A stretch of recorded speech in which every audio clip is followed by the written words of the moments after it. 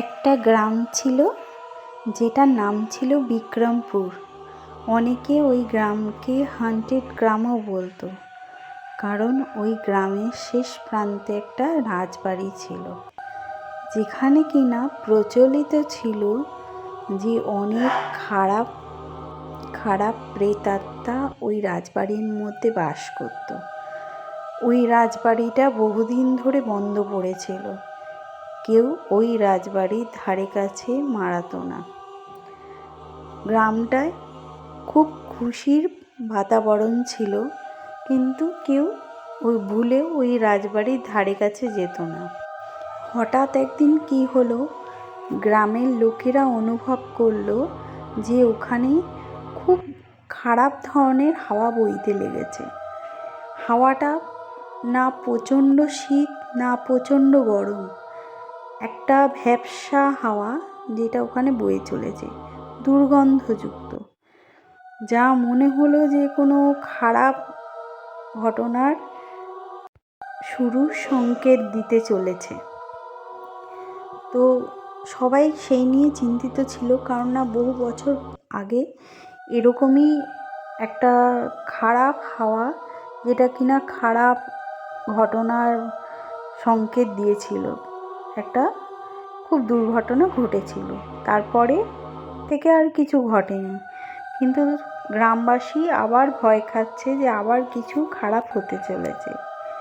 এরই মধ্যে একদিন পিঙ্কি, বাবু, রোহিত আর ছোটু, এই চারজনে মিলে একটা বটগাছের তলায় খেলছিল। বটগাছের যে দড়িগুলো ঝুলছিল সেটাই তারা ঝুলে ঝুলে এখান থেকে ওখানে খেলে বেড়াচ্ছিল। তো তারা খেলতে খেলতে হঠাৎ তারা ভাবলো যে ওখানের ওই রাজবাড়ির সম্পর্কে প্রচলিত আছে যে ওখানে অনেক খারাপ আত্মা আছে, কেউ যায় না। তো পিঙ্কি বলল যে চল না একদিন রাজবাড়িতে গিয়ে আমরা দেখে আসি যে রাজবাড়ির ভিতরটা কেমন হয়। আমরা তো সবাই ছোট্ট ঘরে থাকি, ঝোপড়ায়, কেউ আমরা রাজবাড়ি কোনোদিনও দেখিনি। তো বাবু আর রোহিত একটু ভয় খেলো, কিন্তু তারপর পিঙ্কির অনেক অনুরোধে ওরা সবাই রাজি হলো যে রাজবাড়ির ভিতর যাবে। কিন্তু কি করে যাবে? রাজবাড়ির ভিতরে তো সব দরজা বন্ধ, কিন্তু পিঙ্কি বলে উঠল যে পিছনের দরজাটা একটু হালকা আলগা হয়ে গেছে, কেননা পিছনের দেওয়ালগুলো একটু ভেঙে ভেঙে গেছে, ওইটা ঠেললেই দরজাটা ভেঙে পড়ে যাবে, আমরা ঢুকে যেতে পারবো। তো তারা চারজনেই রাজি হলো ওই রাজবাড়ির ভিতরে যেতে। ছোটু জোরে দরজাটাকে ধাক্কা মারায় দরজাটা খুলে গেল। তারপর ওরা চারজনে রাজবাড়ির ভিতরে ঢুকে গেল। ঢুকে যাওয়ার পর প্রায় রাত হয়ে গেল।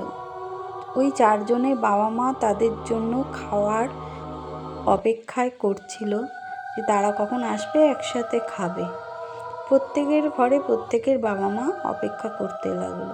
তারা সারাদিন ফিরল না, তাদের নিয়ে চিন্তাও করতে লাগলো।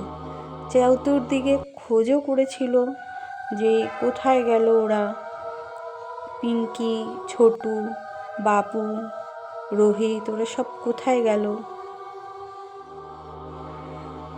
তারপর পিঙ্কি যখন ঘরে ফিরে এলো, তো পিঙ্কির মা বলল, কিরে কোথায় গেছিলিস, তোর কোনো খোঁজ পাওয়া যাচ্ছিল না কেন, কত জায়গায় খুঁজলাম তোকে। তখন পিঙ্কি বলল, এই একটু খেলতে গেছিলাম, এই তো ফিরে এসেছি। তখন বলল, কিরে খাবি? পিঙ্কির চোখগুলো দেখলো লাল হয়ে গেছে।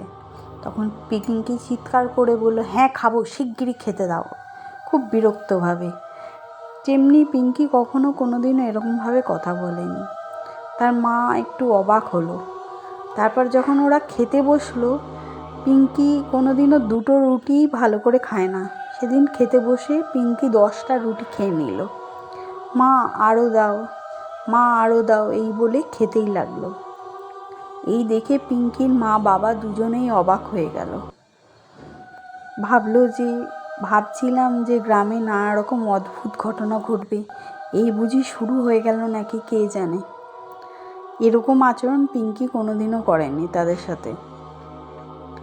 তারপর যখন রোহিত তার বাড়ি গেল, রোহিতের বাবা বলল, কিরে রোহিত খাবি? বলল, আমি খাবো না, আমাকে একটা গ্লাস জল দাও। বলল, জল কেন, খাবি না কেন? তখন রোহিত চিৎকার করে বলল, যেটা বলছি সেটা শোনো। রোহিতের বাবা মারও একইভাবে অদ্ভুত লাগলো তার কথাবার্তা। রোহিতের মা তাকে এক গ্লাস জল দিল। সে জল খেয়ে তারপর তার ঘরে চুপচাপ চলে গেল আর দরজা বন্ধ করে দিল। রোহিতের মা সেই দেখে অবাক হলো যে এ আবার কীরকম, এরকম তো কোনো দিনও করে না। ও বিনা কথা বলে বিনা খেয়ে সোজা ঘরে চলে গেল। ওদের ব্যবহার খুব অদ্ভুত লাগলো। রোহিতের মা যেই গ্লাসটা ধরতে গেল, সঙ্গে সঙ্গে তার হাতে থেকে গ্লাসটা পড়ে গেল। তার হাতে ছ্যাঁকা লেগে হাত পুরো জ্বলে ছাল উঠে গেছে। রোহিতের বাবা দেখে অবাক। এদিকে রোহিত তার ঘরে গিয়ে তার দেওয়ালে, ছাদে উল্টো দিকে বিনা কিছু সাহায্য ছাড়াই চলতে শুরু করেছে। এইসব অদ্ভুত ঘটনা একের পর এক ঘটতে লাগলো ওই গ্রামে। তারপরে ছোটু তার বাড়িতে কি করলো, তার বাড়িতে ঢুকে সে হঠাৎ খুব জোরে জোরে হাসতে শুরু করলো তার মা বাবার দিকে তাকিয়ে। তার মা বাবা বললো, কিরে কোথায় গেছিলিস? বলল, আমি বট গাছে খেলছিলাম।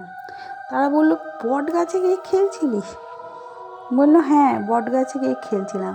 এই বলে ছোটু ঘাড় বেঁকিয়ে জোরে জোরে হাসতে হাসতে ছাদে চলে গেল। ছাদে চলে গিয়ে ছোটু জোরে জোরে অনেক উঁচু থেকে উঁচুতে সে লাফাতে শুরু করলো। এইসব অবাক কাণ্ড দেখে ছোটুর মা বাবা খুব আশ্চর্য হয়ে গেল যে কি ঘটছে এগুলো পিঙ্কির সাথে, ছোটুর সাথে। এদিকে বাবু যখন ওর ঘরে ঢুকলো, তখন ওর ঘরে ঢুকতে না ঢুকতে বিভিন্ন রকম বিকট আওয়াজ হতে শুরু করলো। বিভিন্ন রকম জন্তুর আওয়াজ, অট্টহাসির আওয়াজ। সেই শুনে ওর বাবা মা দুজনেই কান চেপে হাত দিয়ে রাখলো। বললো, এরকম আওয়াজ কোথা থেকে আসছে? আর যেই বাবুর দিকে তাকালো, বাবু জোরে জোরে হাসতে শুরু করলো, অট্টহাসি। সেই দেখে ওরা খুব ভয় খেয়ে গেল। তারপরে ওই চারজনের বাবা মা এবং বিভিন্ন গ্রামবাসী ওই চারজনকে নিয়ে গ্রামের চৌরাস্তার মোড়ে এলো এরকম ঘটনা দেখে। সবাই বলল, কি হচ্ছে এসব, কিচ্ছু বুঝতে পারছি না। এরকম বাজে হাওয়া বইছে, তার মধ্যে এই চারজন অদ্ভুত রকমের আচরণ করছে। এই বলতে না বলতে তারা দেখতে শুরু করলো গ্রামের বিভিন্ন জায়গায় কিছু খারাপ আত্মা ঘুরে বেড়াচ্ছে। তো সেই সব খারাপ আত্মাদের দেখে তারা খুব ভয় খেয়ে গেল। বললো, এরপর গ্রাম তাহলে এইভাবে আস্তে আস্তে বোধহয় শেষ হয়ে যাবে। তো তারা ঠিক করলো একজন পুরোহিতকে ডাকবে, যে এই বিপদ থেকে রক্ষা করবে। তারা একজন পুরোহিতকে ডাকলো। তো তারা সেই পুরোহিতকে জিজ্ঞেস করলো, কেন এরকম হচ্ছে? পুরোহিত সব কিছু শোনার পর বলল, এর কারণ আর কিছু নয়, আমি বহুকাল আগে ওই রাজবাড়িতে এই আত্মাদের বেঁধে রেখে গেছিলাম। এরা সব খুব খারাপ আত্মা যারা ওই রাজবাড়িতে ছিল। কিন্তু এই চারজন ওই রাজবাড়ির পিছনের দরজাটা কিছুটা ভেঙে এসেছিল, দেয়ালগুলো ভাঙার জন্য। সেই দরজা ঠেলে ঢুকে গিয়ে এদেরকে মুক্ত করে দিয়েছে। বলছে, তাহলে এরা কারা? এরা কি আমাদের ছেলে মেয়ে নয়? বললো, না, এরা তোমার ছেলে মেয়ে নয়, এরাও সেই প্রেতাত্মা। তোমার ছেলে মেয়ে ওই ঘরে, তোমাদের ছেলে মেয়ে ওই ঘরে রাজমহলে আটকা পড়ে আছে, ওখান থেকে ওদের নিয়ে আসতে হবে। এই বলতে না বলতে দেখলো ওই চারজন উধাও, হাওয়ায় মিলিয়ে গেল। তারপর ওই চারজনের বাবা মা খুব কান্নাকাটি জুড়ে দিল। দিয়ে সবাই গ্রামবাসী এবং ওই চারজনের বাবা মা মিলে ওই রাজমহলে গেল পুরোহিতকে নিয়ে। এই পুরোহিত যখন দরজা খুলে ভিতরে ঢুকলো, ঢুকেই চতুর্দিকে রাজমহলে লাল সিঁদুর দিয়ে ঘিরে দিল। তারপর দেখলো প্রচুর ওই সিঁদুরের মাঝখানে ভিতর দিক দিয়ে কালো ধোঁয়া বেরোচ্ছে, আর যেখান থেকে অনেক প্রেতাত্মা বেরোচ্ছে, যারা ওই সিঁদুরের মন্ত্রে বশে আটকা পড়ে গেছে। তারপর বিভিন্ন রকম মন্ত্র জপ করে তাদেরকে ওই পুরোহিত আটকে দিয়ে ওই 4জন বাচ্চাকে ফিরিয়ে আনলো। 4জন বাচ্চাকে ফিরে পেয়ে তাদের বাবা মা খুব খুশি। তারপর ওই রাজমহলকে আবার আটকে দিল এবং গ্রামবাসীদের বলা হলো এই দরজা যেন ভুলেও আর না খোলা হয়। এই গেল আমার ভুতিয়া গাঁও গল্প।